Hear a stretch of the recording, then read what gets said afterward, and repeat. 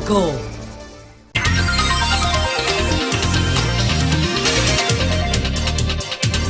Son las 9:18 minutos. Señores, antes de continuar con los comentarios, vamos a conversar con el senador José Ignacio Paliza. Señor. Y después regresamos con Eury Cabral y Melton Pineda, que no han hecho su comentario en el día de hoy. José Ignacio Paliza, el único senador de... El único no, porque está Josecito Jacín. No, es Santiago Zorrilla. Son tres senadores que tiene la oposición. Yo sé que Santiago Zorrilla y José Ignacio Paliza son de la oposición. Y también Jacín, y Josecito Jacín, y ganó solo, y ganó solo, es decir, él no ganó con respaldo. Santiago Zorrilla está más cerca del gobierno que Josecito Jacín. No es cierto. Pero ¿quién te ha dicho? No es cierto. Digo, quiero decir de cooperar, de ayudar. No es justo. Pero cooperar con las cosas buenas del gobierno también. Todos. Bueno. No, está bien, por si acaso, yo particularmente también. Con las cosas positivas. ¿Tú también? Claro. ¿Tú estás más cerca que Josecito Jacín? No me quiero comparar con otro. Lo que quiero decir que todas las cosas que son propias, nosotros las apoyamos. Yo creo que la oposición debe ser pared cuando tenga que serlo, pero también puente.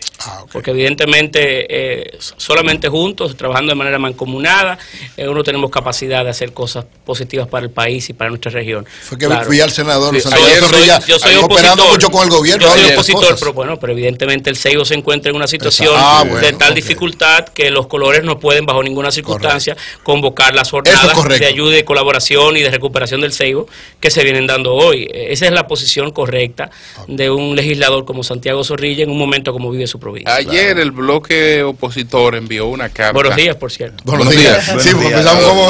Ayer el bloque... Tuvimos una conversación tan interesante en la pausa. El bloque opositor envió una carta al Comité Político del PLD para establecer su posición con relación a este debate. Entonces están planteando primarias abiertas. Y yo a veces pienso que eso puede ser... El bloque opositor no, solicita primarias cerradas. Primarias cerradas. Sí, simultáneas pero cerradas. Pero pienso que eso puede ser un debate en el PLD, porque el PLD pudiera crear un padrón para hacerla cerrada o puede hacerla abierta. En el caso del PRM, por ejemplo, objetivamente tú me puedes alegar que hay un padrón, pero sabemos que ese partido no tiene padrón. Entonces, ¿cómo se harían las primarias con un partido que no tiene padrón, unas primarias cerradas? Evidentemente, en República Dominicana creo que ninguna organización política del sistema tiene claramente definido un listado de sus militantes.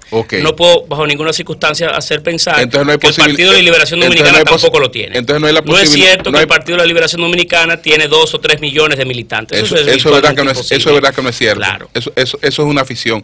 Entonces... Pero pasa que el PLD tiene 2 categorías. Sí. El PLD tiene una categoría, eso se definió en el Congreso del 2001, de miembros militantes, que somos los que hacemos el trabajo político diario. Y tiene otra categoría abierta de miembros simples, donde tú solamente tienes que inscribirte. Bien, José.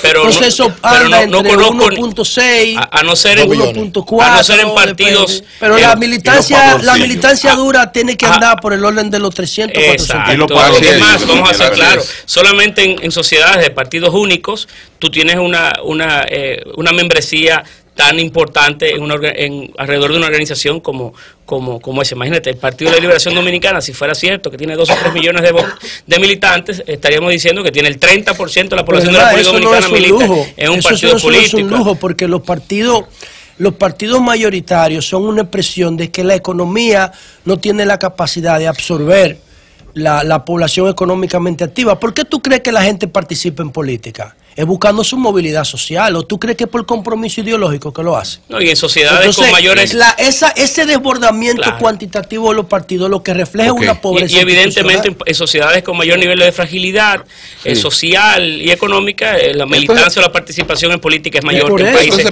con otros niveles de satisfacción de su gente. Yo me pregunto, ¿por qué, independientemente de todo, por qué la posición de que se hagan con padrón cerrado cuando las organizaciones carecen de ese padrón cerrado para poder hacer eso que están planteando? Pero vamos por partes. Primero, la organización política que no tenga capacidad en 2 o 3 años de organizar su militancia y poder definir de manera pública quiénes son miembros de un partido o no, evidentemente tampoco tienen la capacidad de dirigir los destinos de un país. nosotros tenemos que dar muestras al margen de las debilidades que gozan los partidos políticos, de que tenemos algún nivel de capacidad de organizarnos. Y no me refiero al PRM exclusivamente, me refiero nueva vez a todos los partidos del sistema. Entonces, ¿qué buscamos con la ley de partidos y qué buscamos con el debate en torno a las primarias? Bueno, es fortalecer los partidos, no es hacerlos desaparecer.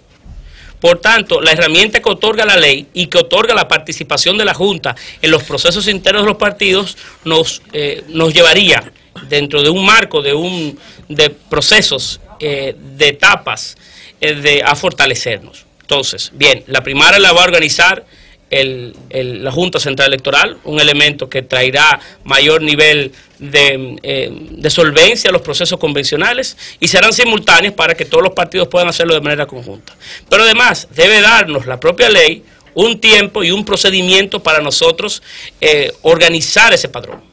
Evidentemente, decirnos, será con padrón exclusivo de cada organización, tendrán X cantidad de tiempo para poderlo someter, nosotros cruzaremos los padrones de todos los partidos políticos para ver cuáles son las personas que coinciden en los padrones, se le notificará a esos ciudadanos de que tiene doble militancia igual a las organizaciones políticas para que tengan que de manera individual pues ratificar la militancia que pertenece a tal o cual organización política. Entonces, esto es un proceso que la ley organizaría con miras a decir, vamos, 2 años de distancia, 1 año y medio de distancia, y nos ayudaría a un proceso de consolidación adicional de las organizaciones políticas, que sería la organización de su militancia con algún nivel de supervisión o participación de la Junta Central Electoral. Porque no hablamos que las elecciones son mañana. Si las elecciones fueran mañana o el proceso convencional fueran mañana, pues evidentemente tendríamos una dificultad en relación a la conformación de nuestros respectivos padrones. Ahora, las elecciones son en 3 años, las primarias serían en más de 2 años de distancia. Tenemos suficiente tiempo para que todas las organizaciones políticas, bajo ese procedimiento que he descrito brevemente, tengamos la capacidad de organizar nuestra militancia. ¿Cómo está Puerto Plata después de todas estas aguas? Lo que a mí me llama mucho la atención es que ayer en una reunión del Comité Político del Partido de la Liberación Dominicana, donde yo conté por lo menos 13 abogados, entre ellos algunos juristas de mucho renombre, como don Rafael Alburquerque, por ejemplo, o el profesor que dirige Pina, la comisión. Sí. O el Pina profesor Pina Pina. no estaba, bueno. Pina está en Argentina. Él ¿no? está embajador, pero también Pero es parte del comité político. Estaba también un invitado, que era el presidente de la Comisión Permanente de Justicia. Y el presidente del Senado. Que tiene, por cierto, dirige una comisión de 14 abogados. Me parece muy curioso que han tenido que invitar a 5 abogados adicionales a que pudieran consultar sobre la constitucionalidad o no de tal o cual el PLD se está PRDizando, ese es el problema. No, y de todas maneras ya los consultados ahí serían gente especializados. ¿Cómo lo van a seleccionar? 2 y 2 independientes. Serían constitucionalistas. Peñagón me hablaba de eso. Serían constitucionalistas. Me gustaría escuchar la posición del senador Paliza con respecto al presupuesto. Oye, Julio le está echando una vaina, ustedes no se están dando cuenta. No, penalista, no constitucionalista. Sí. Que hay muchos penalistas, o sea, que ellos no tienen la capacidad técnico-jurídica para abordar. Ahí en ese grupo hay abogados que han tenido bien, abogados a dirigir. Ahí hay abogados de mucha prestancia que han tenido bien dirigir procesos de reformas constitucionales. No, Reinaldo. Donde esos articulados que regulan el tema vinculado a la organización de política. Pero no es malo consultar gente. Ahí hay abogados pero no es malo, que dirigieron esos debates. Si entre Luis Abinader y Hipólito tuviera alguna situación que tienen que consultar a alguien, eso no es malo, eso es correcto. Y la especialidad relativamente nueva, aquí solamente, bueno, la UAS, la UAS tiene la maestría en Derecho Constitucional, y Funglode también. Claro. Eso no es malo, eso es Universidad Española. Paliza, el presupuesto. Vamos a seguir bajando las aguas. Tú lo viste que se está bajando las aguas. Cuando tú la cosa la vas dejando y la vas bajando, el enfrentamiento final es más suave. ¿Entendiste? Sí, 18 abogados. Está bien. No importa. El presupuesto, el gobierno ha presentado lo que es su proyecto de presupuesto, el cual será enviado a ustedes, al Congreso, que debe ser votado por ambas cámaras para recibir la aprobación y ya convertirse en ley. De los cuestionamientos que hemos escuchado, se plantea... Bueno, ahí está el dinero para terminar Navarrete, Puerto Plata, que desde que se termine Navarrete, Puerto Plata, ahí cambia el panorama de Puerto Plata. Después se pueden hacer unas vías más amplias, pero solamente la terminación de Navarrete a Puerto Plata. Hay mucho cuestionamiento al gasto, Julio. Le da a Puerto Plata una situación distinta.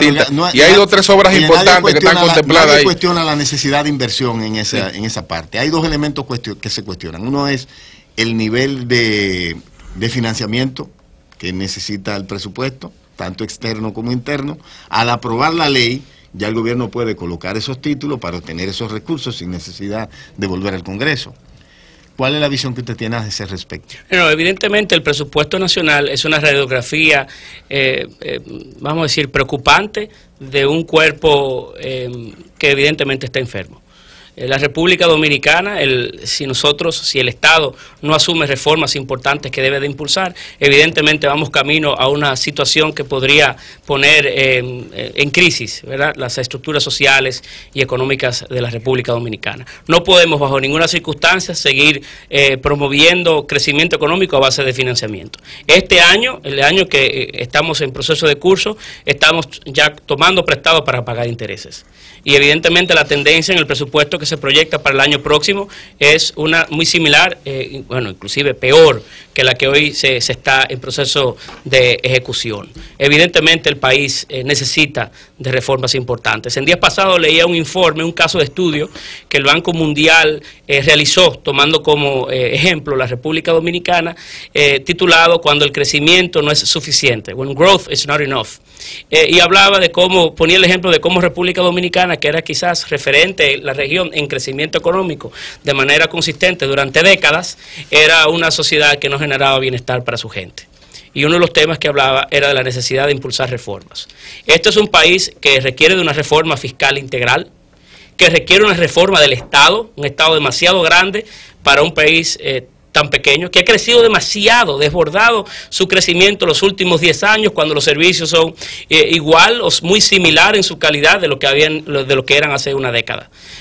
Vivimos en una sociedad que debe de reformar la política, porque el sistema clientelar del que todos somos parte, del que todos de alguna manera u otra hasta por omisión participa en él, es una que también hace que la política se convierta en una práctica y el ejercicio del Estado en una práctica muy difícil.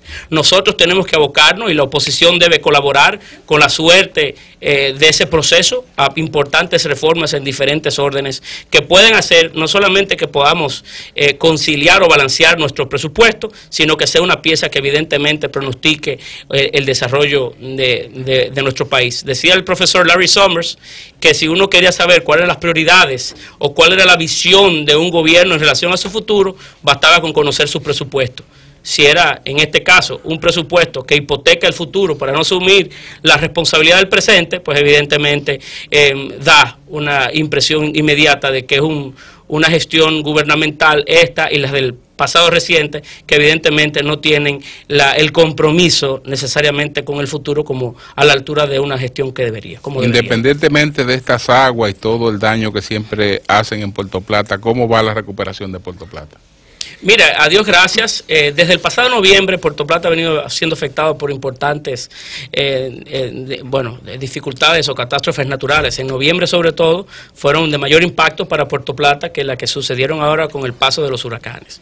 Nuestra estructura fundamental económica, que es el turismo, a Dios gracias no se ha visto afectada en lo más mínimo, y eso nos ha dado la oportunidad de recuperarnos rápidamente. Hay sectores como el campo, que evidentemente son los que exhiben mayor nivel de pérdidas, desde Belloso, con la caída de todas las plantaciones de banano y plátano de esa área que ya comienza a ser parte de la línea noroeste, así como nuestros campos que se han quedado virtualmente incomunicados, caído puentes que pueden sumar cerca de una decena de puentes. Pero evidentemente nosotros hemos ido dando pasos de recuperación desde noviembre, con un ánimo muy resiliente entre nuestra gente y con una disposición importante de hacer que las cosas caminen como antes. No obstante, muchas familias se encuentran en momentos difíciles. Algo de apoyo gubernamental ha surgido en el transcurso del tiempo, pero hay que ser sincero. La mayor parte de las obras que se requieren para cubrir las vulnerabilidades y fragilidades en materia de infraestructura en la provincia de Puerto Plata, que quedaron evidenciadas desde noviembre, están aún pendientes ahí, en un porcentaje importante pendientes de ser culminadas. ¿Cuál es la realidad del hospital regional Ricardo Limardo, que se ha denunciado mucho? Hoy no tenemos hospital. Que no tenemos hospital. El hospital Ricardo Limardo tiene 5 años de remodelación, tiene 5 años, 4 o 5 años sin un quirófano, sin una unidad de cuidados intensivos, operando a la mínima expresión. Solamente en el pasado mes teníamos la denuncia del presidente del Colegio de Médicos de Puerto Plata, que daba cuenta que cerca de 10 pacientes renales habían fallecido como consecuencia del colapso de la unidad de hemodiálisis de aquel hospital. Claro, ha sido recuperada posteriormente. Pero la condición de ese centro hospitalario, que debe dar servicio a 320.000 habitantes, más los visitantes, porque nosotros tenemos como Estado la obligación de proveer servicios básicos mínimos de salud a quienes nos visitan, como pasaría con un dominicano si en España le da un patatú y tiene que acudir a un hospital pública, así también nosotros, evidentemente no son ni las mínimas para poder salvaguardar la vida de nadie. Es claro, está en un proceso de reforma, se ha apurado un poco el paso en los últimos meses, pero evidentemente el Hospital Ricardo Limardo, los médicos que allí están, su director y demás, hacen de tripa corazón. Puerto Plata no solamente recibe los efectos de huracanes que pasan por el Atlántico, sino también que está por encima de una de las fallas principales, que es la falla septentrional. Recordamos aquel temblor, fue fuerte, que se sintió sobre todo en Puerto Plata, 23 de septiembre, creo que del 2003. Ahí se cayeron unas escuelas y los ingenieros denunciaron que esas escuelas se remodelaron con las mismas fallas que fueron construidas originalmente. ¿Se está tomando en cuenta esto en zonas como Puerto Plata, que puede recibir los efectos de otro temblor como este del 23 o un fuerte terremoto como el del 46? No, aquí todavía, y lo digo como parte de mi conocimiento desde el punto de vista profesional y económico, porque mi familia de alguna manera tiene algún nivel de participación en los negocios inmobiliarios. En República Dominicana aún existe un vacío importante en materia de fiscalización, supervisión y seguimiento de las obras que se construyen. A veces lograr un permiso, por ejemplo, para la edificación de un edificio en Santo Domingo o un proyecto turístico en Puerto Plata tiende a ser tedioso, tanto pasar los sedazos de turismo, de medio ambiente y posteriormente de obras públicas, pero posterior a la aprobación de esa permisología no hay un seguimiento como debería. Claro, parte de las debilidades que siempre hemos tenido, esto es una crítica positiva, no lo hago como una forma de desnotar el esfuerzo que hace un ministerio en este aspecto como el de obras públicas, sino lo hago como una manera de llamar la atención, ¿verdad?, de un tema que debemos entre todos trabajar. Pero no se le da un seguimiento como debería a esas obras que se levantan en toda la geografía del territorio nacional. Claro, no sería un personal pequeño el que se necesitaría para esos propósitos, pero es un eslabón que debemos de fortalecer a medida que avance. Eso hay que tercerizarlo, es la única manera. Es posible. Si no se terceriza, no hay posibilidad. Nosotros, como líder joven. Discúlpame, pero no me traten de senador. Yo he hablado incluso con la hermano y presidenta de amigo. Acuprovi, mejor. de Acuprovi, la arquitecta Susi Gastón, y plantea que en otros países como en Colombia eso es un tema que está tercerizado con responsabilidad civil y penal establecida. Okay. ¿Quiénes son los de Acuprovi? Bueno, pero está bien, vamos con Eura para terminar. Seguimos con los comentarios. Hermano y amigo, José Ignacio, oye lo siguiente, tú eres un líder joven y emergente. ¿Qué te parece la decisión del Comité Político de ayer de tratar de incluir en la ley una cuota para la juventud? Mire, yo no soy fanático de las cuotas. Luis Ramírez estaba proponiendo, como los viejos ya no estamos quedando también sin fuerza. Pero la mayoría son viejos los que están. Sí, pero viejos que no están. Pero viejos que más. Todos son viejos. Mira, una cuota para los jóvenes, una para las mujeres y una para los viejos. Porque ya después los viejos no hacen. Pero no es que no. Cuando esté esa realidad ponemos la de los viejos, pero ahora es una cuota. Eso mañana. Mire, yo no soy fanático de las cuotas. En mi participación breve en la política y sobre todo el interno del PRD y posteriormente del PRM, mis posiciones me las he ganado con trabajo y con decisión. Y hay demasiado talento en jóvenes, por ejemplo, para poder construir su propio camino. Hay un terreno demasiado fértil para caras nuevas, para visiones nuevas, para formas nuevas, y creo que la participación y el crecimiento de los jóvenes en la política ha quedado desde ya manifiesta, o quedó manifiesta en el proceso pasado electoral, cuando en plazas como la capital el principal liderazgo de mi partido ha quedado en manos de jóvenes. Claro. Sin embargo, debo reconocer que el tiempo en el que esa es mi posición particular, conozco de experiencias importantes, sobre todo en materia de cuotas para la mujer, en donde la experiencia ha sido positiva y los resultados han sido positivos. O sea, que lo ves bien entonces. Entonces, quizás nosotros deberíamos impulsar cuotas con fecha de vencimiento, con la intención de incorporar más jóvenes, de generar un movimiento de participación de mujeres, pero que evidentemente este no sea un estado quizás permanente, sino que pueda ser motor para generar, por ejemplo, paridad entre el hombre y la mujer en su participación política, pero que sea un estímulo positivo que se le dé a esos grupos sociales, pero que evidentemente tengan cuota de vencimiento, fecha de vencimiento. Se puede generar por sí solo movimientos de participación que luego ellos y ellas puedan tener sustentarlo en el tiempo. Para finalizar. Ya las cosas pasaron, ya todo está consumado, aquí no se investiga nada, esto es un estado sin consecuencias.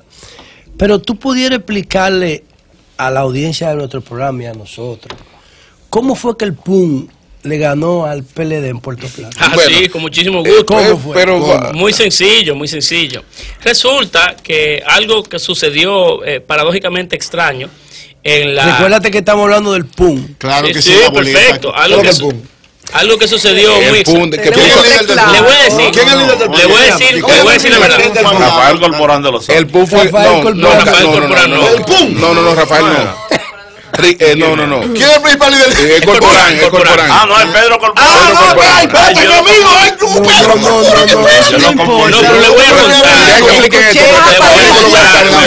Con muchísimo gusto.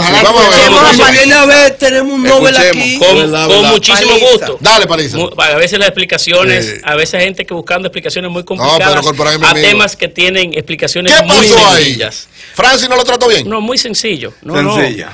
Primero, la diagramación de las boletas A, B y C eran totalmente diferentes. Distintas. Si tú buscabas la casilla del PRM en la boleta A, en la boleta presidencial, estaba ubicada en la columna 3, fila 3. Sí. Si la buscaba en la boleta B, que tenía una diagramación diferente, salía coincidencialmente en la columna 3, fila 3. Si la buscaba en la boleta C, que es el nivel congresional, el PRM estaba en la columna 1, fila 3. ¿Ustedes saben quién estaba en la columna 3, fila 3? El PUN. O sea que la gente con vota colores, colores casi idénticos. Sí. Si busca la boleta y te invito a que lo hagas. Tú estás subestimando. Perdón, mire, a nivel. No se puede dar, sí. Estimado, no, pero una parte del votante sí. Estimado C. Es comprobado. Estimado C. Después de un año de promoción sobre una vez. Digo, a mí no, aumento, porque fue más que el PRD. Pero escúchame, mira, a nivel de presidentes de partido votaron por esa casilla. Sí. Es más, te invito a que la busques y te darás cuenta que tienen virtualmente... Tú me vas a decir a mí que soy el comunicador, que yo voy a durar un año promoviéndote un evento y diciéndote cómo tú vas a hacer algo. Y no lo entiendo. Escúchame, José. Escúchame. Eso pasa. Escúchame. Si la buscas, encontrarás que tienen virtualmente los mismos colores. Y está ambas organizaciones políticas. Ese es un problema. Pero te voy a decir algo. No es cierto que teníamos un año de promoción. El PRM tenía un año de existencia. No, yo digo el proceso electoral. Perdón, tenemos un año de existencia como organización política. Yo hice una campaña de menos de 3 meses de campaña. 2 meses y medio de campaña senatorial. Entonces no es del todo cierto. Le voy a confesar algo más. Sí, ahí terminamos. Yo sabía que yo me di cuenta. Yo creo que Melton ya después de que el PUN era usa como se dio cuenta. Pero los votos del PLD. Yo conocí. ¿Qué le pasó al PLD aquí en la capital? Bueno, señores, Paliza está concluyendo. Paliza está hablando. Yo conocí que el PUN fue nuestro aliado el propio día de las elecciones, cuando mi rostro llegó en esa casilla y hice las indagaciones. ¿Tú no lo sabías? No, hice las indagaciones del lugar. Pero la pobre Kenia. Para que tú ganes como a Kenia la pusieron a cargar la boleta del PUN. Sí. Porque el PUN, Kenia creía que era aliado. No, pero le voy a contar. Kenia le voy a contar también. Recuerde que el PUN fue nuestro aliado no a nivel presidencial, sino a los niveles inferiores, y no en todas las provincias ni a todos los cargos. Por eso no se dio quizás el nivel de promoción y estímulo que se dio. Me dice un importante líder del Partido de la Liberación Dominicana que lo que sucedió en Puerto Plata, que él lo vivió, es que a los PLDistas le decían: el PUN es aliado, voten por él. Igual que aquí. Bueno, pero igual que aquí, no había que decirlo, la traición giró. No había que decirlo. Lo que también es porque la traición giró. Mucha gente quiere buscar culpables. Mucha gente quiere buscar culpables. Pero está hablando. Mucha gente quiere buscar culpables de su derrota en realidades. Perdón, cuando yo en todas las encuestas que yo realicé, 7 meses antes del proceso. Pero Francis estaba bien. Más de 8. El PLD es más fuerte que el PRM. Más de 8 o 9. No estaba por encima, no estaba por encima de Palizano. Se entendía que el PLD no estaba por encima del PRM. Nunca lo tuvo. Por eso Por eso me atreví. No estaba en Puerto Plata. Por eso me atreví a asumir. Ahora se entendió.